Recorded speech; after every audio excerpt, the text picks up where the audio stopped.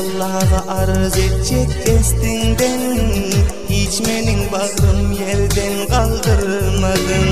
Şikayet eylecek senin üstünden, sen bana ten yüreğin doldurmadın. Yaxşılıklarını şamala suranda, jigerimne dağlap uranda. Kakılın tutek boldun men uğrunda, şondadan özgeden don kaldırmadın. Bilsen gülüm, men şu vaxtlar boldurdum. Sen deyip özüm damaktan kaldırdım. Bılgay kokamlara özüm aldırdım. Sen men deyip ama özün aldırmadın. Dilruba canım, dilruba canım, bulmadı aydanım, sana aydanım.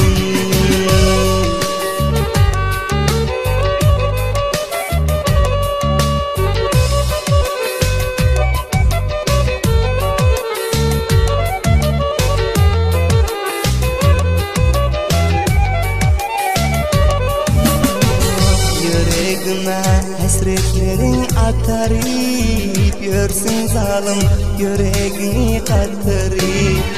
Kararım yok hiçbir cayda oturup, noşu canın yüreğin bildirmedin.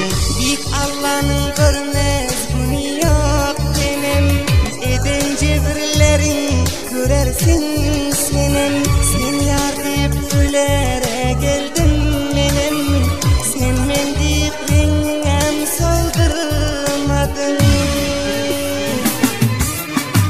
Niyetim sen gece bile alacaktın, düşman yüreğine kulak salacaktın. Gözlerine öpüp sürme çalacaktın, gözlerine sürmeden çaldırmadın. Dilruba canım, dilruba canım, bulmadı aydanım, sana aydanım. Muhibullah Dari'nin taze qazalarını Usvali Hamyap'tan, Hıdırkul Müstari'nin dükkandan ele getirilesinizler.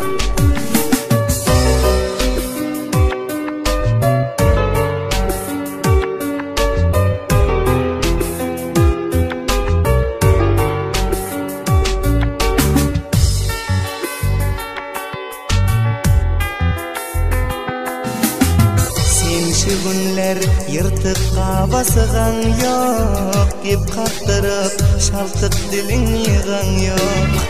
Üstüme sen bir taş bolup yağan yok, zulüm bol septin kemin kaldırmadın. Yıktın beni orta yolda geberdip, bakmadın yüzüme yürek ağırdı. Öldüm işkın bilen patlağa vardı, sen bu işka yüreğinden dildirmedin. Şair ulan sahi çekirdir mi çıgıp, doldun hasretlerden yüreğim sımşıgıp.